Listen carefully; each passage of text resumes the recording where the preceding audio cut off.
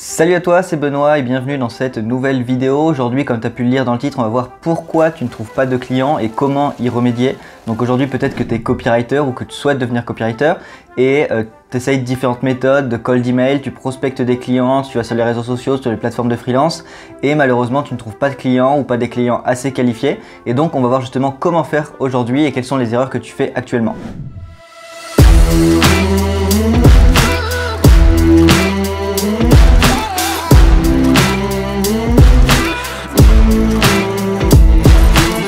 Donc avant de rentrer dans le vif du sujet, donc là tu peux voir que je suis encore en déplacement, donc je suis dans un nouveau lieu, donc actuellement je suis à Lyon pour un séminaire.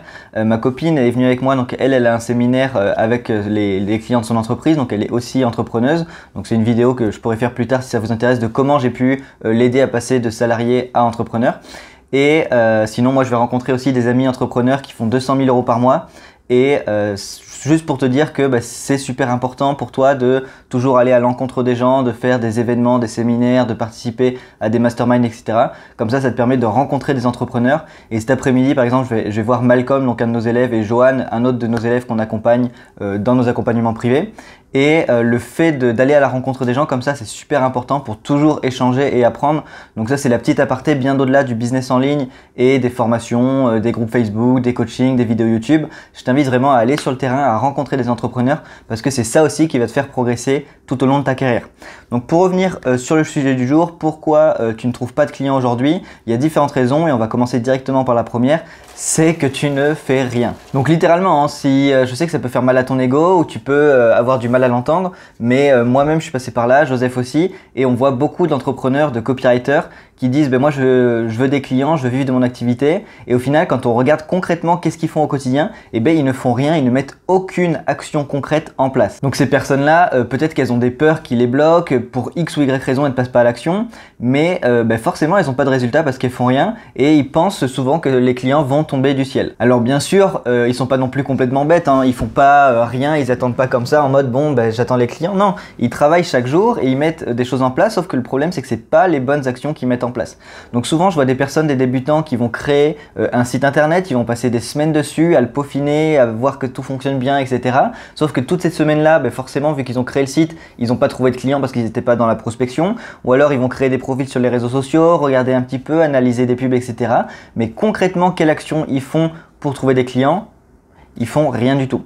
Donc si tu es dans ce cas-là aujourd'hui, je t'invite à vraiment analyser de manière factuelle. Encore une fois, bien sûr, ça peut faire mal à ton ego et j'en suis conscient. Moi-même, j'ai une période comme ça où je disais je trouve pas de clients, ça m'embête, etc. Et finalement, je faisais rien. J'envoyais pas d'email de prospection, je contactais pas des prospects, j'appelais pas des prospects. Donc forcément, je risquais pas de trouver des clients.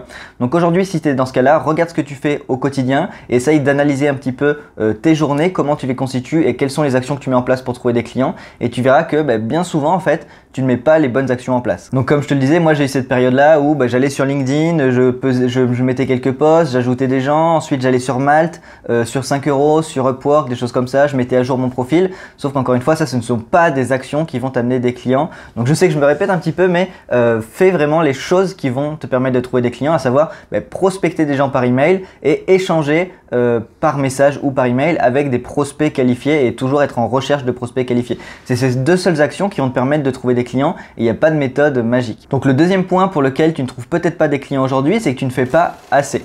Donc la première option, c'est que tu fais rien ou pas les bonnes actions, et la deuxième chose, c'est que tu fais peut-être les bonnes actions, tu as vraiment les bonnes mécaniques. Le problème, c'est que tu ne fais pas assez. Par exemple, avec le cold email. Donc moi, je vois souvent des personnes qui viennent me contacter dans les commentaires ou quoi, et qui disent j'ai envoyé 5 emails, j'ai prospecté 5 clients et j'ai toujours pas de clients, j'ai pas de réponse, comment je fais? Et j'ai envie de te dire, est-ce que tu crois vraiment qu'avec 5 petits emails, tu vas trouver des clients? Donc quand tu as des méthodes avancées, oui, ça c'est sûr et certain. Avec Joseph par exemple, on a une méthode qu'on a appelée Show Don't Tell, qu'on a vraiment créée et peaufinée. Et avec cette méthode, on a en moyenne des taux de réponse de 70 à 80%, c'est-à-dire qu'on va envoyer 10 emails, on va avoir 7 à 8 réponses. Sur ces 7 à 8 réponses, on aura 4-5 appels. Et sur ces 4-5 appels, on sait qu'on a au moins une ou deux ventes.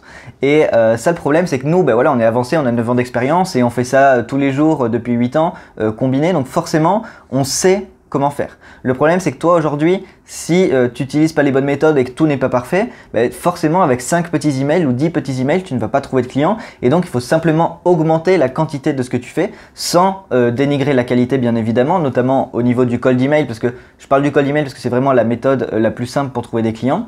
Tu ne peux pas te permettre de faire des copier-coller et de contacter 100 personnes par jour. Ça, c'est inutile. Par contre, seulement 10 personnes, admettons, sur le mois, c'est ridicule. Ce que je t'invite à faire, c'est contacter 2-3 prospects tous les jours de manière vraiment personnalisée et pertinente en leur proposant des choses vraiment cohérentes avec leurs problèmes et leur situation actuelle. Et là, tu verras que tu auras des résultats. Donc, la première action, c'est que tu ne faisais rien, donc forcément, tu n'as pas de clients. Et la deuxième, c'est que tu ne fais pas assez et forcément, tu n'auras pas de clients non plus. Donc, vraiment, sur ce deuxième point, il faut bien comprendre que ça ne va pas venir du jour au lendemain et tu vas si tu n'es pas formé, si tu n'as pas de méthode, ça va être compliqué pour toi. Il va falloir des mois, des semaines, des années pour vraiment construire ton message, voir ce qui fonctionne. Tu vas voir que tu as des sujets de mail qui fonctionnent mieux, tu as plus de réponses, d'autres où tu en as moins. Tu verras que des fois tu auras plus d'appels, des fois tu as moins d'appels. Et tout ça, ça se construit sur le long terme. Ou alors tu te formes, par exemple avec Joseph et moi, comme ça on peut te donner tes méthodes. Mais bien évidemment, si tu es tout seul, c'est à toi de construire ton message pertinent et forcément tu vas faire des erreurs et tu vas avoir des messages qui ne marchent pas. Donc c'est vraiment simplement de la persévérance et du travail à travers le temps. Donc maintenant, on peut passer au troisième point, donc c'est d'identifier simplement la mauvaise cible.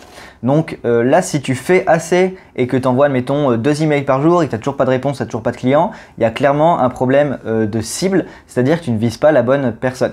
Si tu contactes tout le monde et n'importe quoi, forcément, ça ne va pas marcher. Tu dois vraiment, quand tu rentres dans la prospection, dans la vente, tu dois identifier un avatar précis, régler un problème précis avec une solution précise et tu peux pas te permettre de contacter tout le monde et n'importe qui. L'exemple le plus courant qu'on trouve, c'est vraiment quand les gens contactent des prospects qui ne connaissent même pas le copywriting.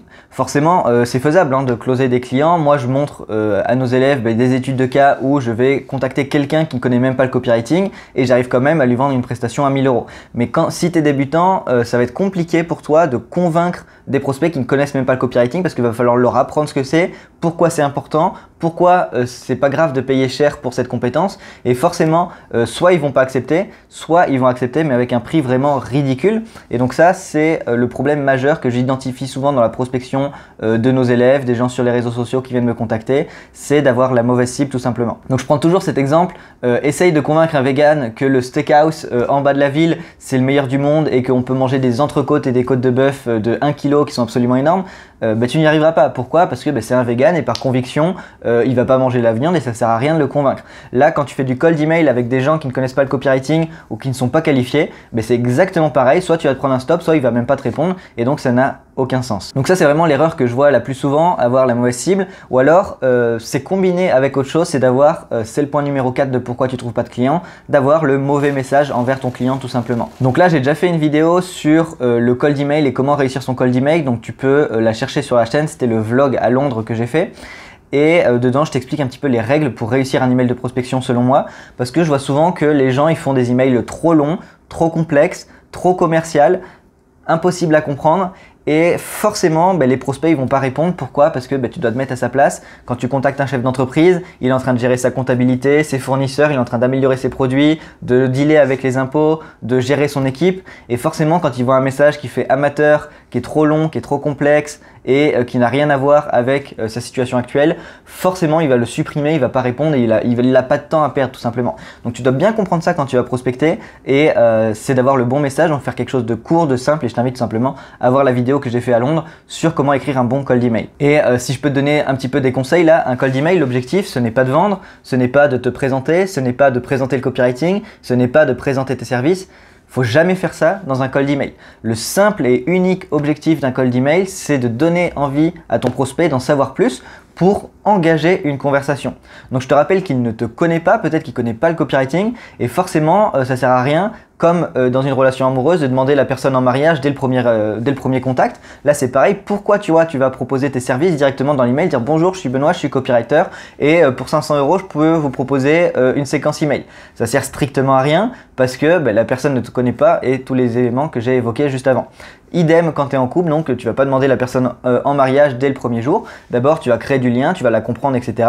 Là c'est exactement pareil, tu dois d'abord comprendre ton prospect, échanger avec lui, créer une relation, puis ensuite le closer sur ta prestation tout simplement. Donc ça, c'était vraiment les deux erreurs majeures que je vois au niveau des cold emails quand les gens passent à l'action, c'est qu'ils contactent les mauvaises personnes et avec le mauvais message, forcément, ça réduit les chances d'avoir des réponses. Donc maintenant, toi, si derrière ton écran, tu veux devenir copywriter ou si tu es copywriter et que tu veux plus de clients, des clients haut de gamme qui vont te payer pour ce que tu vaux vraiment, des clients que tu vas garder sur le long terme avec récurrence, je t'invite simplement à cliquer sur le lien dans la description et comme ça, tu pourras voir comment Joseph et moi, on peut t'aider justement dans ta carrière de copywriter.